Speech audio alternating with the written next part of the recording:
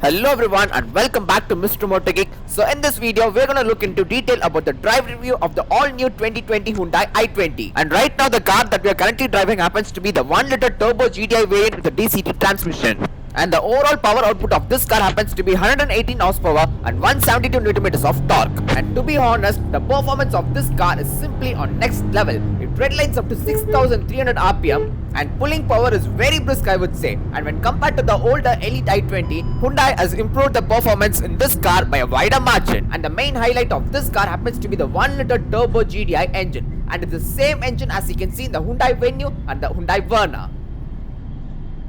And since the weight of this car happens to be considerably lower than the Hyundai Venue and the Verna, the power to weight ratio is very high, resulting on a good and a very brisk acceleration. And this engine feels very eager to redline, I would say. And surprisingly, the car feels even good to handle, and you don't feel any body roll on offer while lane changing at these speeds. So it would be easy to maneuver and manipulate and do sharp cuts on city traffic conditions. And right now we are almost doing the speeds of 120 km/h, and the car is considerably good to handle and is quite stable at these speeds. And there's no doubt that this car can simply cross 160 km/h without any struggles. So the 0 to 100 claim time for this car happens to be just 9.8 seconds, which is blisteringly quick, and I bet that when driving this car in an enthusiastic manner, this car can do 0 to 100 km/h even quicker. In fact, this car is even quicker and faster than the Volkswagen Polo. And the most important part, the brakes are also very sure-footed and they offer great stopping power. But still, there's ventilated disc brakes only on the front, and the rear wheels happens to be drum brakes. But still, it isn't an issue since the braking performance of this car is really good and gives a lot of confidence to the driver.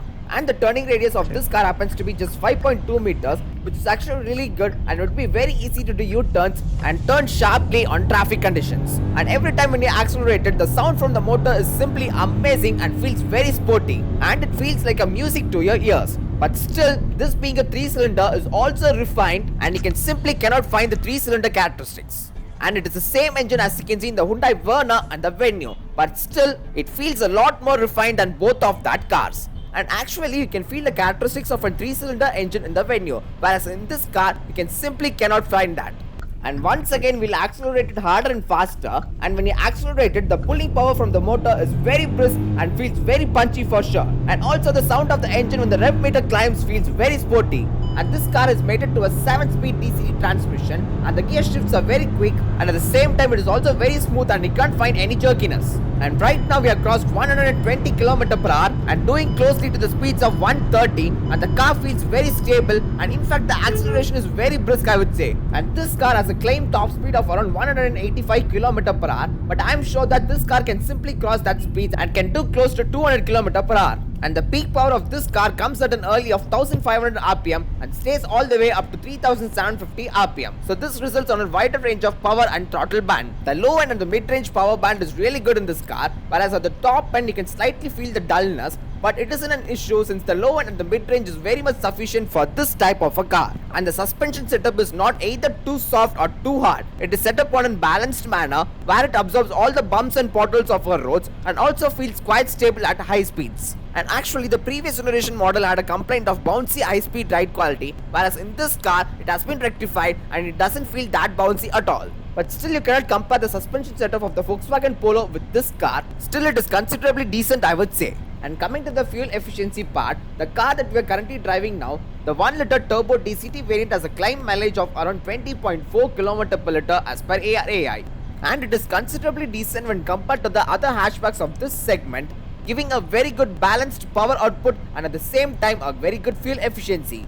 But still, this car being the 1-liter turbo variant, which happens to be the sportiest version of the entire lineup, there's no drive modes on offer like Eco, Sport or Comfort mode. So it would have been better if there's drive modes being provided. And actually Hyundai has worked really well in all the criterias when designing this car. In fact, this i20 is one step further than the previous generation Elite i20. But the main drawback of this car happens to be the price point. It is priced very aggressively at a starting price of 7.8 lakhs on road. And currently the car that we are driving right now, the 1-liter turbo DCT, has an on road price of around 13.57 lakhs at Coimbatore, which is considerably very high. So if Hyundai has given a pricing of this car in a very attractive manner and a lot more cheaper, then no other hatchbacks can be compared to this i20. So other than that, there's no drawbacks or complaints in this car. And the car that you're driving currently, the 1-liter turbo, has two gearbox options on offer. One happens to be this DCT and another happens to be the IMT. And I'll post the detailed review of the IMT transmission gearbox in next video. Until then, stay tuned, and that's all everyone. If you like this video, you know what to do. Make sure to like, share, comment and subscribe. See you guys in next video.